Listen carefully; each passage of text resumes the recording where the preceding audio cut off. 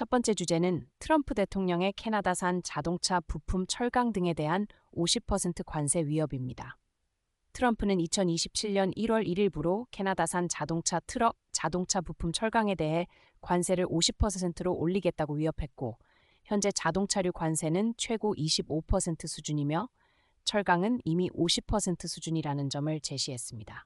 이 조치는 앞서 미국이 캐나다산 약 200억 달러어치 품목에 50% 관세를 부과한 데 대한 추가 확대 선언으로 캐나다는 9월 8일부터 달러 대 달러 보복 관세를 예고한 상태입니다. 직접 영향 분야로는 자동차 완성차와 부품 공급망을 비롯해 제지, 골판지, 주류, 유제품 등이 있고, 기업들은 수입 중단, 비싼 관세 부담, 공급처 전환 중 하나를 택해야 하며 공급망 교차 통관으로 인한 중복 관세 지연과 물류 에너지 비용 상승이 소비자 물가와 기업 이익률을 압박할 가능성이 큽니다.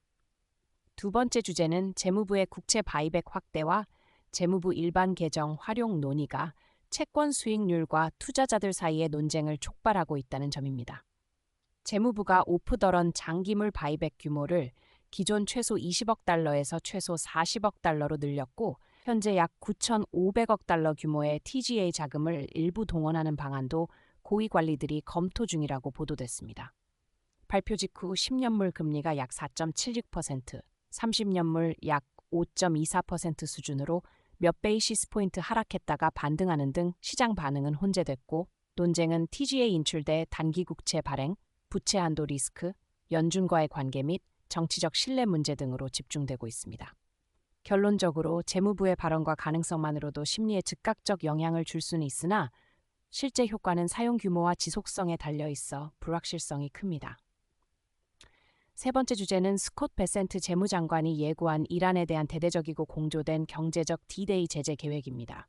목표는 이란의 석유 매매 운송, 환전 현금 이체, 자유무역구 거래소, 선박 등록 해운 유령 회사 등 남아있는 상업 금융 연결 고리를 집중 차단하는 것으로, 미국은 모든 기관과 권한을 동원하고 제재 회피를 돕는 국가, 은행, 기업에 대해 2차 제재 등을 경고하고 있습니다.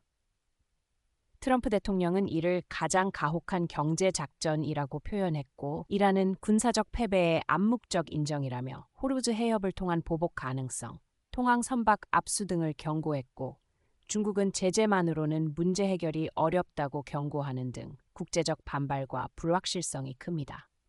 현재 구체적 법적 금융 조치는 아직 공개되지 않았고, 이란 리알 급락과 원유 시세의 변동성 등 시장 영향이 나타나는 가운데 제재의 실효성에 대한 의문도 제기되고 있습니다.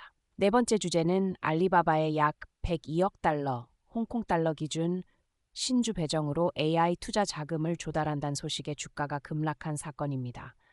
알리바바는 7억 600만 주를 주당 112.76에 신규 배정했는데, 이 단가는 직전 종가 HK23 대비 약 8.4% 할인된 가격이고, 미국 투자자는 참여 대상에서 제외된 오프쇼어 배정이었습니다. 이 소식에 홍콩 주가는 장중 최대 약 10% 급락했고, 마감 전 약 88.4% 하락했으며, 회사는 순수익 전액을 칩 인프라 AI 모델 개발 배포 등 풀스택 AI 역량 확충에 쓸 것이라고 밝혔습니다.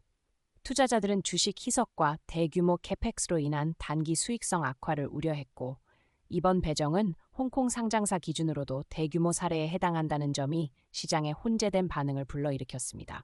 다섯 번째 주제는 높은 가스 원유 가격이 미국의 LNG 수출과 정유업체들의 압박을 주고 정제유 부족을 드러내고 있다는 점입니다.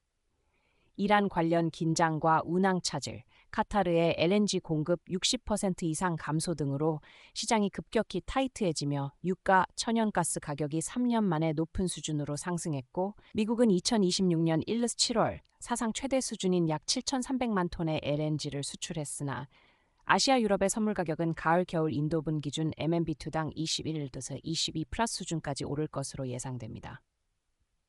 정유업계는 최근 11주간 가동률 95% 이상, 일평균 처리 약 1,700만 배럴로 초고마진, 마진평균 50달을 누리고 있지만, 과도한 가동은 설비 고장, 비상정비로 이어질 위험을 키우고 있고, 아시아에서는 중질, 중간급 원유와 경유, 항공유 등 정제유 공급이 큰 폭으로 줄어드는 현상이 관찰되고 있습니다.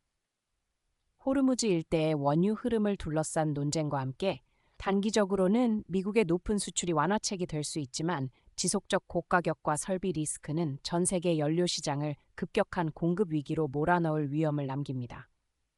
여섯 번째 주제는 돈과 감당 가능성이 중심인 세 가지 흐름입니다.